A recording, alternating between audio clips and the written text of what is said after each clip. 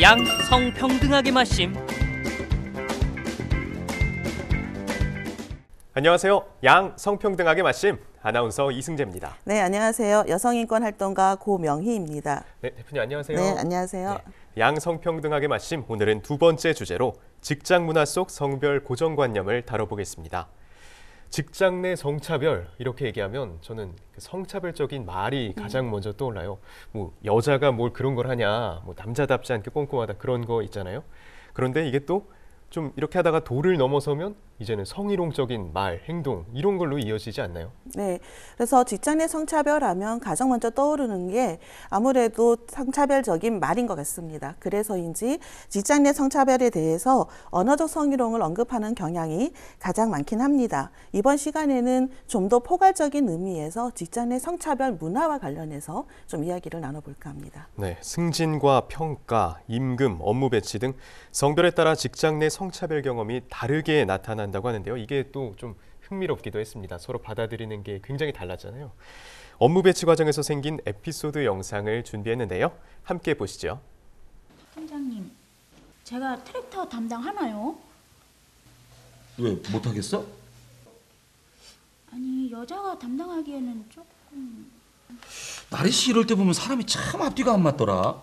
뭐 남녀 평등 주장할 때는 언제고? 왜? 뭐 여자라서 못하겠다 이거야? 아닙니다. 할게요. 안녕하세요. 하루입니다. 오늘은 직장 내 성차별에 대해서 알아볼게요.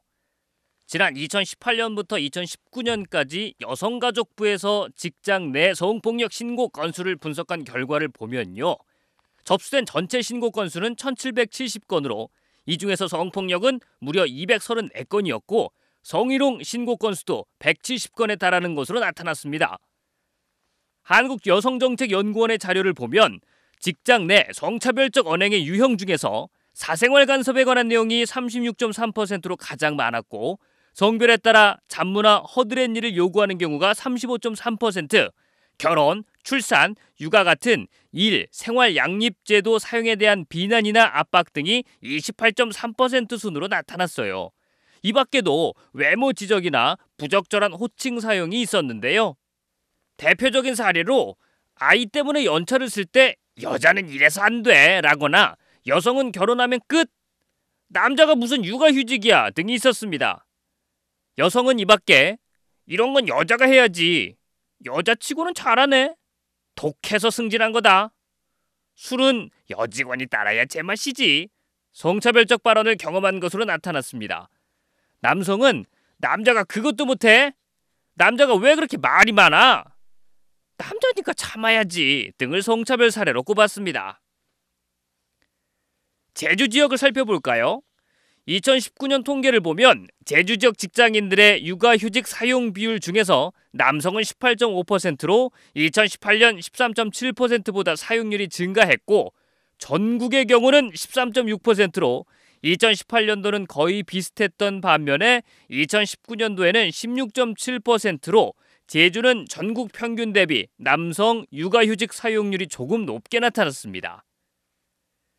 그럼에도 제주는 상용직에서의 여성 고용률이 낮고 비정규직 비율이 높으며 성별에 따른 임금 격차가 남성 임금 대비 여성 임금이 67%로 여성들은 저임금의 불안정한 고용의 현실에 놓여 있다고 할 수 있겠습니다. 네, 영상 그리고 귀여운 하루의 얘기까지 잘 들어봤습니다. 성차별을 느끼는 직장인들이 많은 걸로 조사가 됐어요. 영상을 통해 만나본 사례는 특히 성별을 이유로 업무를 기피하는 내용이었습니다. 이런 경우에는 반대로 다른 반대 성이 오히려 차별을 받는다 이렇게 느낄 것 같은데요. 네, 영상에서도 남자 상사가 이런 말을 하죠. 남녀 평등 주장을 할 땐 언제고 이럴 때는 여자라서 못하겠다는 거냐라고. 사실 언뜻 들어보면 맞는 말 같기도 하고요. 또 많은 분들이 공감하시는 말이기도 합니다. 하지만 이 사례는 우리에게 평등한 업무 배치란 무엇인가 라는 질문을 던지고 있다라고 저는 생각을 합니다. 업무 배치라는 것은 사실 성별에 따른 것이 아니라 개인의 능력과 귀결되는 것이라고 할 수 있죠. 그래서 개인의 특성이나 업무 수행 능력이 기준이 되어야 한다고 저는 생각하고요. 업무 배치를 할 때 성별을 고려하되 업무 수행 능력도 함께 고려돼야 될 문제라고 생각합니다. 이 문제는 사실 여성에게만이 아니라 남성들에게도 동일하게 적용된다라고 할 수 있겠는데요. 여자든 남자든 능력에 의해 평가받고 업무 수행을 할 수 있어야 하고 또 그 기회는 동등하게 주어지는 것이 평등한 기회이다라고 할 수 있겠죠. 그래서 업무 배치에서는 무엇보다 성별도 고려돼야 되겠지만 업무 수행 능력도 함께 고려될 때 우리가 이런 민감성들을 갖추는 조직 문화에 좀 발판을 좀 만들어 나가는 계기가 되면 좋겠습니다. 네. 그러고 보면 우리가 직장 내 성차별 문제를 얘기할 때 남녀 문제로 자꾸 좀 이렇게 본질에서 벗어나는 그런 경우가 생기는 것 같아요. 남자 직원 대 여자 직원 이런 문제가 아니라 사회적, 구조적 차별에서 오는 그런 문제라고 좀 달리 생각해 볼 수 있는 기회였던 것 같습니다. 네. 직장 내 성차별은 개인이 차별적 인식을 갖고 있느냐라고 하는 측면보다는 조직이나 사회가 성차별적 문화를 조장하거나 허용하고 있지는 않은지에 대해서 좀 더 우리는 들여다봐야 될 것 같고요. 너의 문제가 아니라 우리의 문제로 좀 바라보는 것, 성별의 문제가 아니라 함께 일하는 동료가 겪고 있는 문제로 인식하는 것, 그런 노력들이 직장 내 성차별 문화를 바꿔나가는 계기가 되지 않을까 생각합니다. 양성평등하게 마심 두 번째 주제로 직장 문화 속 성별 고정관념에 대해 얘기 나눠봤습니다. 감사합니다. 네, 감사합니다. 양성평등하게 마심